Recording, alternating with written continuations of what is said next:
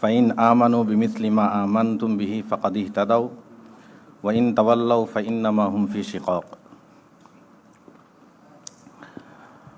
عن عبد الله بن عمرو بن العاص رضي الله تعالى عنه قال قال رسول الله صلى الله عليه وسلم تفرقت بنو إسرائيل على 72 ملة وتفترق أمتي على 73 ملة كلهم في النار إلا ملة واحدة قالوا ومن هي يا رسول الله قال ما أنا عليه وأصحابي أخرجه الترمذي وقال هذا حديث حسن غريب مفسر। জাতীয় উলামা মাশায়েখ আইম্মা পরিষদ কর্তৃক আয়োজিত আজকের শানে সাহাবা কনফারেন্সের সম্মানিত সভাপতি এবং উপস্থিত উলামা ইকরাম, তালেবানে ইলম, সময় খুব সংক্ষিপ্ত কিন্তু বিষয় অনেক দীর্ঘ আলোচনার দাবি রাখে।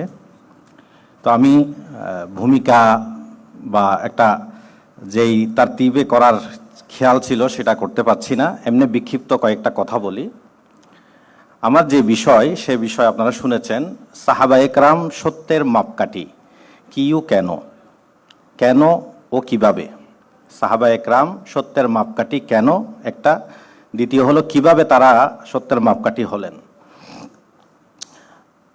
আরবিতে কিংবা উর্দুতে এবং এমনকি বাংলা ভাষায়ও এখন খুবই প্রচলিত মিয়ারে হক।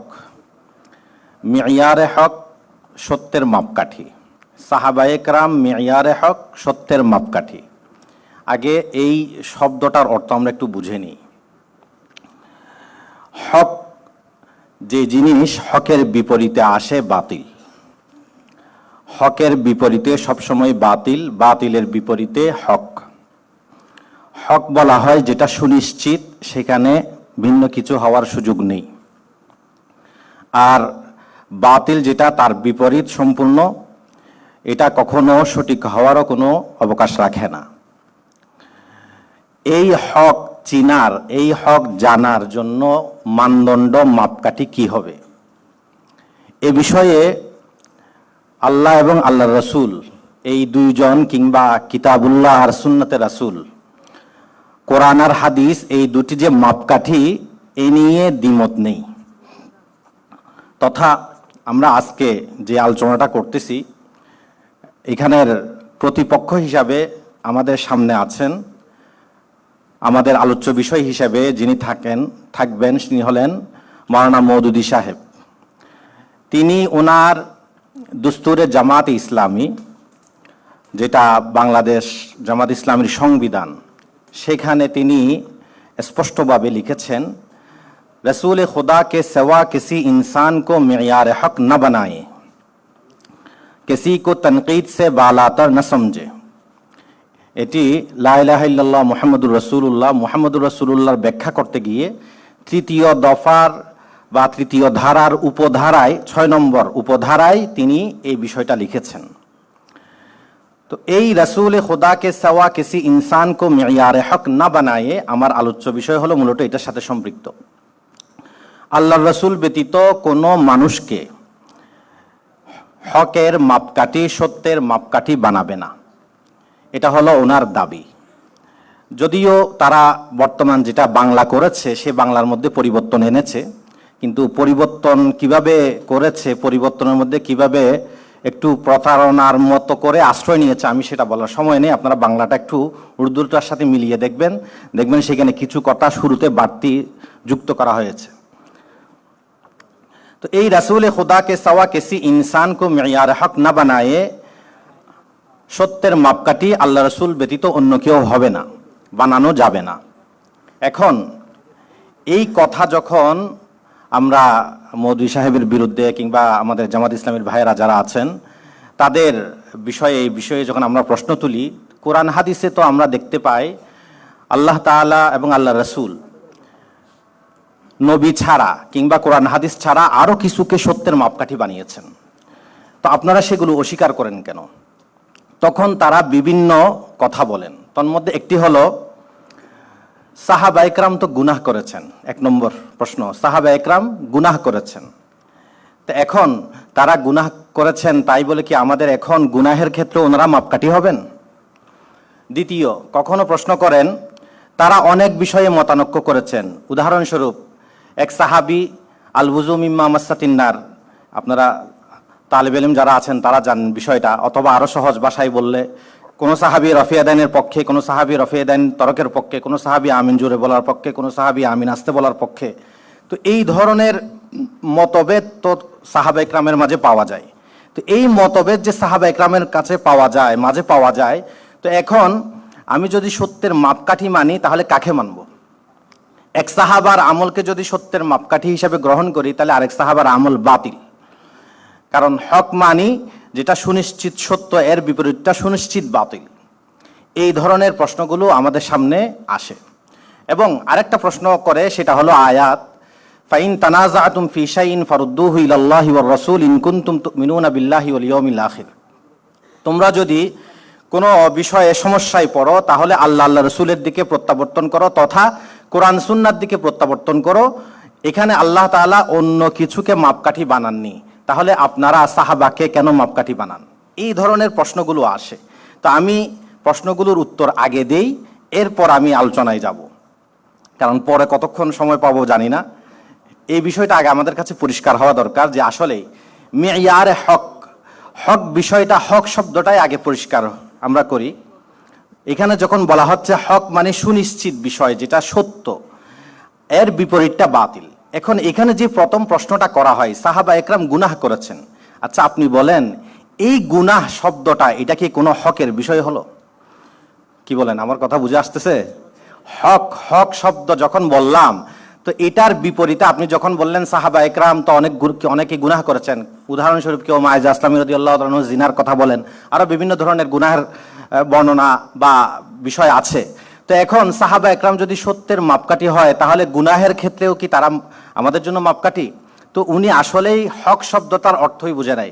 হক মানি যেটা সত্য, হক মানি যেটা আল্লাহর আনুগত্য হয়, হক মানি যেটা কোরআন হাদিসে করতে বলা হয়েছে সেটা, হক মানি যেখানে আল্লাহর নাফরমানি নেই, এটাই তো হকের অর্থ। তো সেখানে তো কোনো সাহাবী যদি গুনাহ করে অথবা কোনো পাপ করে, কোনো এই ধরনের কিছু করে, তো সেটা এটার ভিতর তো আসবেই না। তো এই নিয়ে প্রশ্ন, আপনি তো হক শব্দের অর্থটাই প্রথমে বুঝলেন না, এক। দ্বিতীয় বিষয় হচ্ছে সাহাবা একরাম অনেক বিষয়ে মতানৈক্য করেছেন। তো আমরা এখন কি করব? যদি আমরা একটাকে করি তাহলে আরেকটা বাতিল হিসেবে সাব্যস্ত হবে, অথবা আমরা একটাকে যদি হক বলি তাহলে আরেকটাকে আমাদেরকে অবশ্যই বাতিল বলতে হবে। তাহলে এখানে সাহাবা একরাম সত্যের মাপকাঠি কিভাবে হলেন? কারণ এক সাহাবীকে আপনি সত্য বলছেন, আরেক সাহাবীকে আবার বাতিল বলছেন। এখানেও তাদের বুঝতে ভুল। হক শব্দ এক জিনিস, সওয়াব শব্দ আরেক জিনিস। হকের বিপরীতে আসে হলো বাতিল, সওয়াবের বিপরীতে আসে হলো খতা।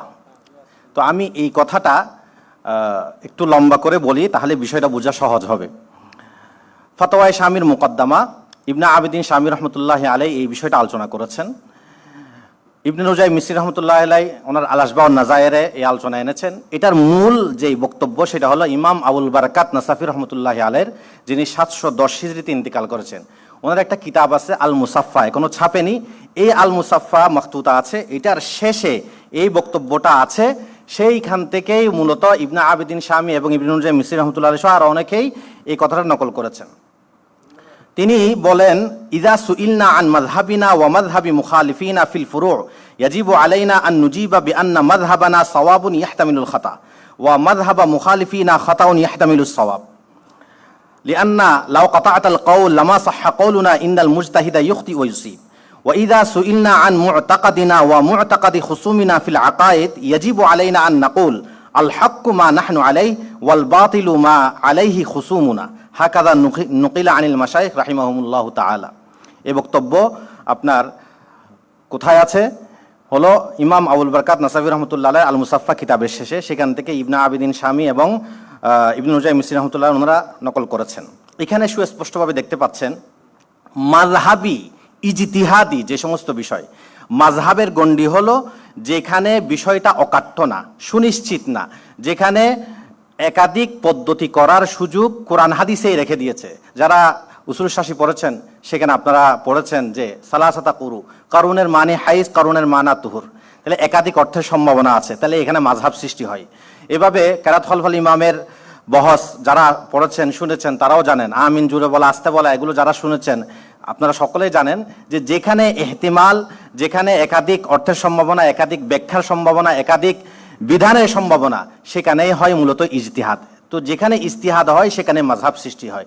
এই মাযহাব সৃষ্টি যখন হয় তখন সেখানে এক পক্ষকে বলা হয় সওয়াব, আরেক পক্ষকে বলা হয় খতা।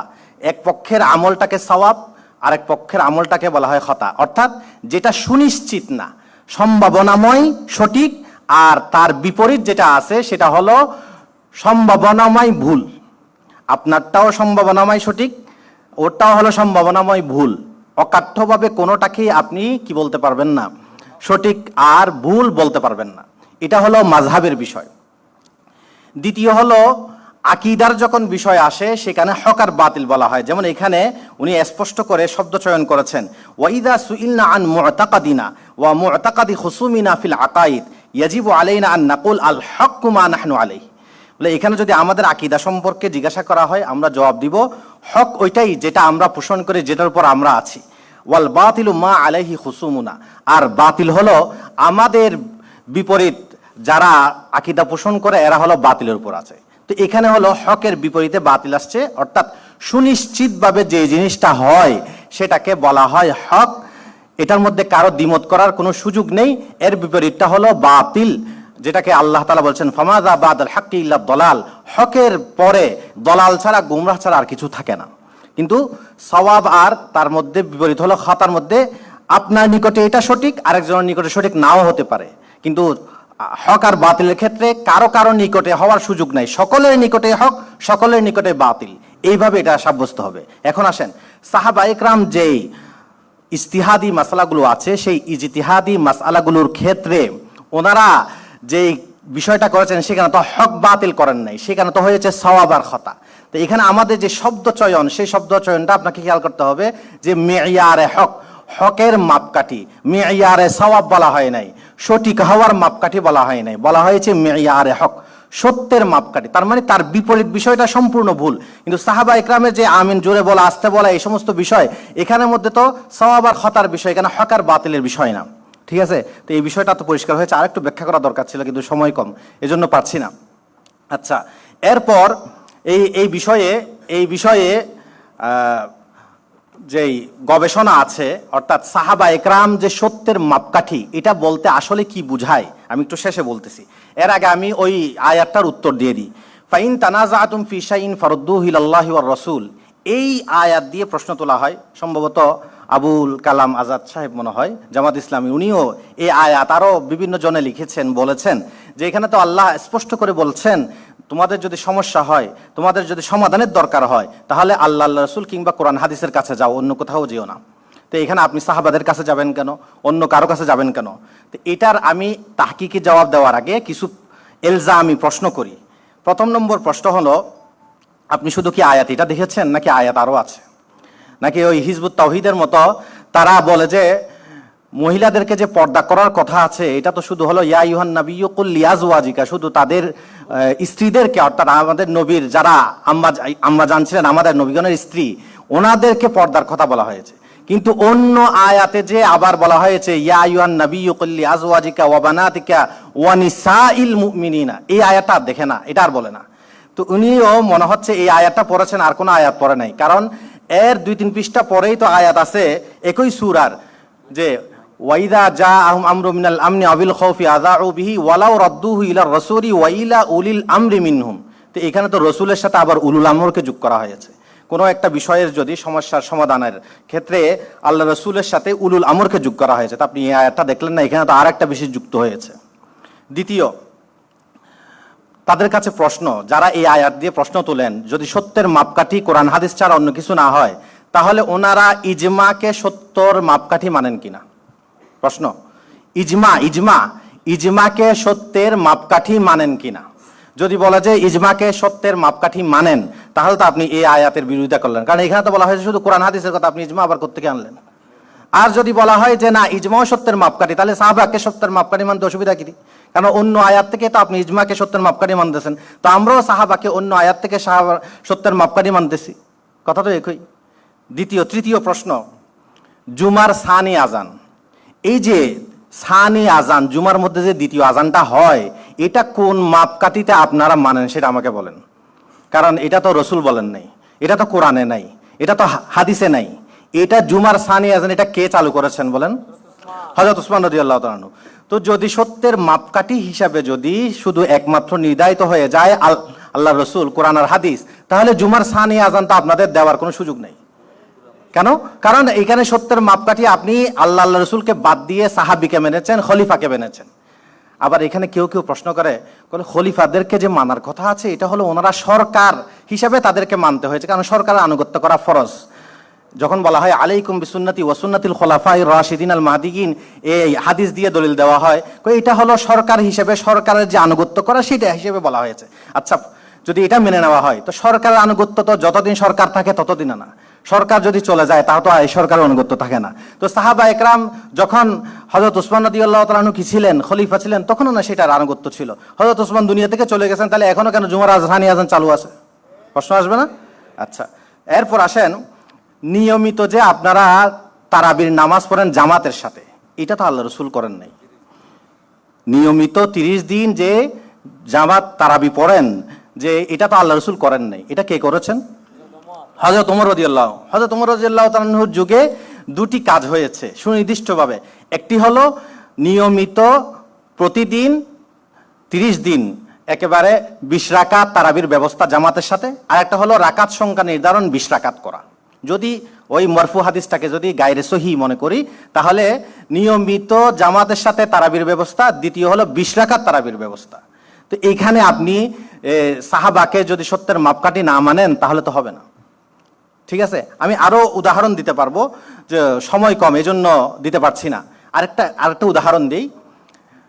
এই যে আমাদের হানাফি মাযহাবে, এটা হানাফি মাযহাবে না, ইবনে আব্দুল বার রাহিমাহুল্লাহ আল ইস্তিসকার লিখেছেন, এবং ইমাম নবী রাহমাতুল্লাহি আলাইহি শরহ মুসলিমে লিখেছেন যে দাড়ি সম্পর্কে মোট 4-5টি বর্ণনা পাওয়া যায়। ওয়াফিরু, আউফু, আরখু, আরজু, আফু, এই ধরনের 5-6টা বক্তব্য পাওয়া যায়।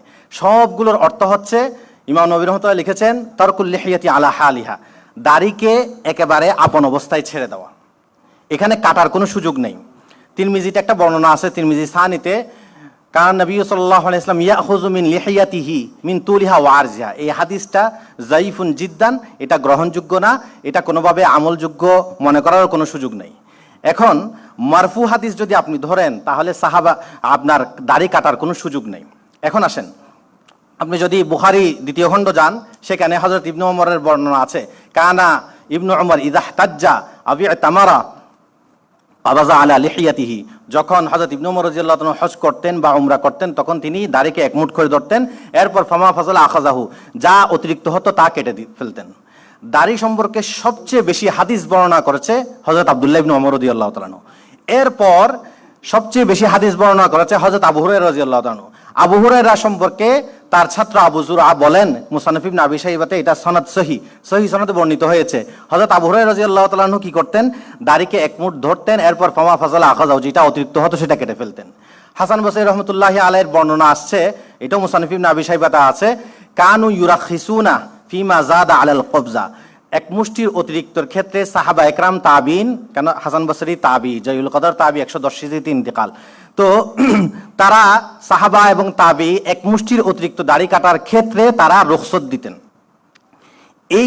এই জায়গায় আপনি আসেন, যদি সাহাবা একরামকে যদি কেউ সত্যের মাপকাঠি না মানেন, তাহলে ওই ব্যক্তির দাড়ি কাটার কোনো সুযোগ নেই। কারণ দাড়ি যেটা হাদিসের মধ্যে আসছে, ওয়াফিরু, আফু, আউফু, আরজু, আরখু, আফু, এই সবগুলোর অর্থ হলো তারকুল লিহিয়াতি আলা হালিহা, দাড়িকে আপন অবস্থায় কি করতে হবে, ছেড়ে দিতে হবে।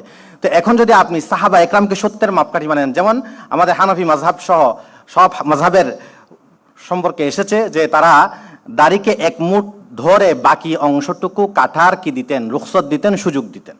তো সাহাবা একরামকে যদি সত্যের মাপকাঠি মানা হয়, তাহলে এই দাড়ি কাটার আপনি সুযোগ পাবেন। আর যদি সাহাবা একরামকে যদি আপনি সত্যের মাপকাঠি না মানেন, তাহলে দাড়ি আর কোনোভাবে আপনার একেবারে পা পর্যন্ত হলেও কাটার কোনো সুযোগ নেই। বুঝে আসছে কথা আমার? তো এই জন্য সাহাবা একরামকে সত্যের মাপকাঠি এটা শুধু এমনি শব্দ বা আমরা দাবি করি যে এমন না, এরকম আপনি একটা একটা করে যদি বিধান দেখেন অনেকগুলো বিধান আপনি পাবেন যে সাহাবা একরামকে সত্যের মাপকাঠি না মানলে আপনি নিজে মুসিবতে পড়ে যাবেন। যেমন আপনি এখানে দাড়ি কাটারই কোনো সুযোগ পাচ্ছেন না, সাহাবা একরামকে মানার পরে আপনি এই সুযোগটা পাবেন, এছাড়া আর কোনো সুযোগ নেই দাড়ি কাটার। আচ্ছা, এরপর আসেন, তো সাহাবা একরামকে সত্যের মাপকাঠি মানার অর্থ হচ্ছে সাহাবা একরাম যে বিষয়টার উপর আছেন সেটাকে গ্রহণ করা, তার মতের বিপরীতে না যাওয়া। এজন্য মুফতি ফয়জুল্লাহ সাহেব রহমতুল্লাহ আলাইহ, মুফতি আজম যে ছিলেন তিনি আমাদের বাংলাদেশের, মুফতি ফয়জুল্লাহ সাহেব রহমতুল্লাহ আলাইহ, ওনার একটা কিতাব আছে ছোট্ট জাওয়াহিরুল হিকাম, সেখানে তিনি লিখেছেন সাহাবা একরাম সত্যের মাপকাঠি হওয়ার অর্থ কি। তিনটা বিষয়, একটা হলো যেই আকিদা সাহাবা একরামের আকিদার বিপরীত হবে, যেই ইজতিহাদ সাহাবা একরামের ইজতিহাদের বিপরীত হবে, যেই তাআমুল যে আমলটা সাহাবা একরামের আমলের বিপরীত হবে, এই সবগুলোই হলো বাতিল। সহজ কথায়, যেই আকিদা সাহাবা একরামের আকিদার বিপরীত, যেই ইজতিহাদ সাহাবা একরামের ইজতিহাদের বিপরীত, উনি এখানে মিসাল দিয়েছেন মতলুকুত তাসমিয়া আমদান, যেটা হেদায়ার মধ্যে আছে। তৃতীয় হলো যেই আমল তাআমুলে সাহাবার বিপরীত হবে, যেমন আমি দাড়ির মিসাল দিয়েছি, এই তাআমুলে সাহাবার বিপরীত হবে, সেটাই কি হয়ে যাবে, বাতিল হয়ে যাবে। এখন আকীদা সম্পর্কে আমি একটা উদাহরণ দেই, সময় কতটুকু আছে একটু বলবেন, শুধু 5 মিনিট। ইন্না লিল্লাহ। আচ্ছা, যে আকীদা সম্পর্কে সাহাবা একরামকে যদি সত্যের মাপকাঠি না মানা হয় তাহলে কি মুসিবতটা হয় সেটা দেখেন, এবং মওদুদী সাহেব এটার কারণে কিরকম মুসিবতে পড়েছেন।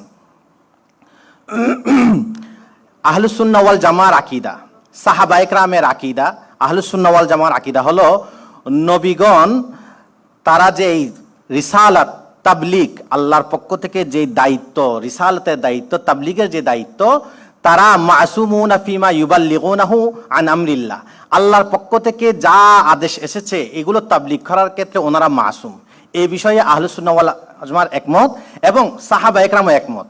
দলিল হলো আপনি বুখারী মুসলিম সহ প্রায় হাদিসের কিতাবে আছে, বিদায় হজের ভাষণে রাসূলুল্লাহ সাল্লাল্লাহু আলাইহি ওয়াসাল্লাম সাহাবা একরামকে জিজ্ঞাসা করেছেন এক পর্যায়ে গিয়ে, আলা হাল বাল্লাগতু, সাহাবা একরাম কি বলেছেন, ক্বালু নাম।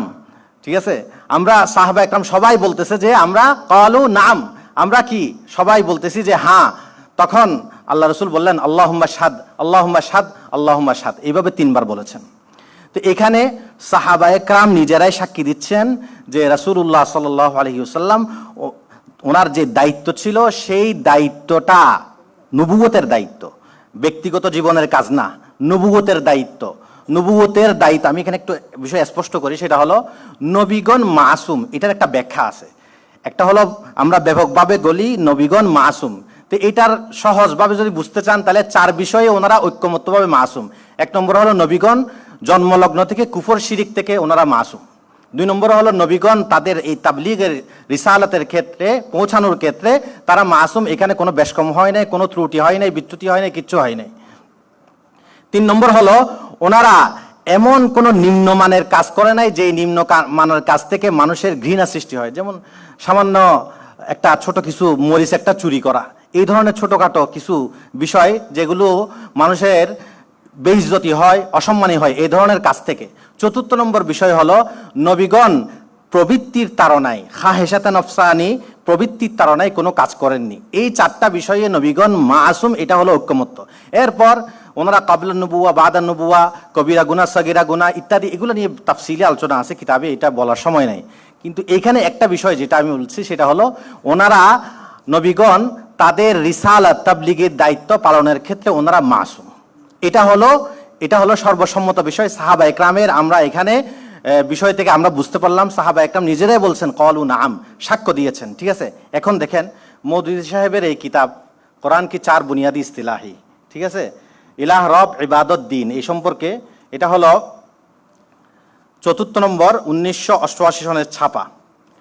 তো এই কিতাবের সর্বশেষ 2 লাইন আমি আপনাদেরকে পড়ে শোনাচ্ছি, সর্বশেষ 2 লাইন, যেটা সূরা নাসর ফাসাব্বিহ বিহামদি রাব্বিকা ওয়াস্তাগফির, এইটার ব্যাখ্যা হিসাবে তিনি বলেন যে और उस जात से दरखास्त करो कि मालिक इस 23 साल के ज़माने खिदमत में अपने फ़राइज़ अदा करने में जो खामियां और कोताहियां मुझसे सरजद हो गई हो उन्हें माफ़ फरमा दे। नाउज़ुबिल्लाह। এখানে দেখেন স্পষ্ট করে বলতেছে যে এটার বাংলা অনুবাদ ওনারা করেছেন, কোরআনকে 4 বুনিয়াদি, কোরআনের 4টি মৌলিক পরিভাষা। সেখানে কি করছে দেখেন, আমি আপনাদেরকে পড়ে শোনাই, ওনাদের অনুবাদটাই, আমার না। এবং তার দরবারে আবেদন করো, প্রভু পরওয়ারদেগার, দীর্ঘ 23 বছরের এই খেদমতকালে নিজ দায়িত্বসমূহ আদায় করার ক্ষেত্রে আমার দ্বারা যে সকল ত্রুটি বিচ্যুতি হয়ে গেছে তা ক্ষমা করে দাও। এখানে ওনারা যে বাংলা অনুবাদ প্রকাশ করেছেন সেখানে নিজ দায়িত্বসমূহ আদায় করার ক্ষেত্রে এই লাইনটুকু বাদ দিয়ে দিয়েছেন। নিজ দায়িত্বসমূহ আদায় করার ক্ষেত্রে এই লাইনটুকু বাদ দিয়ে দিচ্ছেন, কারণ এটাই তো হলো মহল্লে ইস্তেশাদ, এটাই হলো মহল্লে নেজা, এটাই হলো আমাদের আলোচ্য বিষয়। সেটা হলো দায়িত্ব আদায় করা তথা নবুয়তের যে দায়িত্ব আল্লাহর পক্ষ থেকে রাসূলকে দিয়েছেন, সেটা আদায় করার ক্ষেত্রে কোনো ত্রুটি হয়েছে কিনা। আমাদের কথা সাহাবা একরামের সাক্ষী, আহলুস সুন্নাহ ওয়াল জামাআর আকীদা সর্বসম্মত, সেটার মধ্যে কোনো ত্রুটি হয় নাই, কোনো ধরনের ভুল হওয়ার কোনো আশঙ্কাই নেই। কিন্তু এই মৌদুদী সাহেব উনি এখানেও এরকম করেছেন, তাফহিমুল কোরআনেও তিনি একই কথা লিখেছেন কাছাকাছি, আপনি রব সে দোয়া মাंगो कि जो खिदमत उसने तुम्हारे सुपर्द की थी उसको अंजाम देने में तुमसे जो भूल चूक या कोताही भी हुई उससे चश्म पोशी और दरगुजर फरमाए। এটাও তাফহিমুল কোরআনে তিনি লিখেছেন। এখন দেখেন আমি যে জায়গাটা বোঝাতে চাচ্ছি সেটা হলো, এই যে সাহাবা একরামকে যদি সত্যের আপনি মাপকাঠি মানেন, তাহলে আপনি অবশ্যই বিশ্বাস করবেন যে সাহাবা একরাম যেটা সাক্ষ্য দিয়েছে, ওনারা আল্লাহ রসুল দায়িত্ব আদায়ের ক্ষেত্রে সম্পূর্ণ মাসুম, নিষ্পাপ, কোনো ধরনের ভুল ত্রুটি হয় না, এটা কালু নাম বলে সাক্ষ্য দিয়েছেন। এটাই আহলুস সুন্নাহ ওয়াল জামাআর আকীদা। কিন্তু মৌদুদী সাহেবের যে ভাষ্য, ওনার কোরআনকে 4 বুনিয়াদি ইস্তিলাহি, এটাতেও এবং তাফহিমুল কোরআনেও, সেখান থেকে বোঝা যাচ্ছে যে না, দায়িত্ব আদায়ের ক্ষেত্রে, নবুয়তি দায়িত্ব পালনের ক্ষেত্রে কিছুটা সমস্যা হয়ে গিয়েছে, ত্রুটি বিচ্যুতি হয়ে গিয়েছে। আচ্ছা, এখন আমি একটা শেষ সময় একটা খুব জরুরি তথ্য আপনাদেরকে দিই, সেটা হলো তাফসিরে তাবারি চিনেন? ইমাম ইবনে জারির তাবারি রহমতুল্লাহ আলাইহি 310 হিজরিতে ইন্তেকাল করেছেন। ওনার জামিউল বায়ান, এই তাফসিরে তাবারি, এটার বাংলা অনুবাদ হয়েছে ইসলামিক ফাউন্ডেশন থেকে। সেই ইসলামিক ফাউন্ডেশনের অনুবাদে এক ভাই আমাকে একদিন পাঠিয়েছেন, বলতেছেন আপনারা যে মওদুদির বিরোধিতা করেন, অথচ যে কথা মওদুদি সাহেব বলেছেন সেই কথা তো ইমাম ইবনে জারির তাবারি রহমতুল্লাহ আলাইহি বলেছেন। কোথায়? তাফসিরে তাবারিতে বলেছেন। কি বলেছেন? তখন আমি দেখলাম যে তাফসিরে তাবারিতে কি লেখা আছে। সেখানে লেখা রয়েছে, তার নিকট এই দোয়া, বাংলা অনুবাদ, সেখানে লেখা আছে, তার নিকট এই দোয়া করো যে তোমার প্রতি নবুয়তের কাজের যে গুরু দায়িত্ব দেওয়া হয়েছিল তা সম্পন্ন করার ব্যাপারে যে ভুল ত্রুটি হয়েছে তা যেন তিনি ক্ষমা করে দেন। কোথায় আছে? তাফসিরে তাবারিতে আছে, যেটা বাংলা। আমি পিডিএফ থেকে দেখেছি, অনেক আগের ছাপা, সেখানে এইভাবেই লেখা আছে। আমার কাছে স্ক্রিনশটও আছে, মূল পুরা পিডিএফটাও আছে। এখন আমার মাথায় তো আঘাত পড়লো যে যেই কথা কারো বক্তব্যে পেলাম না, সেটা মওদুদী সাহেব বলবে, আবার মওদুদী সাহেবের এই কথার উৎস তাফসিরে তাবারিতে থাকবে, এটা তো অসম্ভব ব্যাপার। তাহলে তাফসিরে তাবারির মূলটা দেখি। মূল গিয়ে দেখলাম যে আরবিতে 4টা নুসখা আমি দেখেছি, মুখতাসার সহ 4টা প্রকাশনী, 4টা মুহাক্কাকা নুসখা, এগুলো আমি দেখেছি। 4টার মধ্যে আমি শুধু শব্দ পেয়েছি এখানে ওয়াসালহু আইয়াগফিরা দুনুবাক, এতটুকু শব্দ, ওয়াসালহু আইয়াগফিরা দুনুবাক, মাত্র এই 2-3টা শব্দ আছে। এই 2-3টা শব্দের অনুবাদ করেছে, তার নিকট এই দোয়া করো যে তোমার প্রতি নবুয়তের কাজের যে গুরু দায়িত্ব দেওয়া হয়েছিল তা সম্পন্ন করার ব্যাপারে যে ভুল ত্রুটি হয়েছে তা যেন তিনি ক্ষমা করে দেন। আচ্ছা, আপনারা বলেন, ওয়াসালহু আইয়াগফিরা দুনুবাকের এই যে বিশাল অর্থ, এই অর্থ উনি কোত্থেকে নিয়েছেন?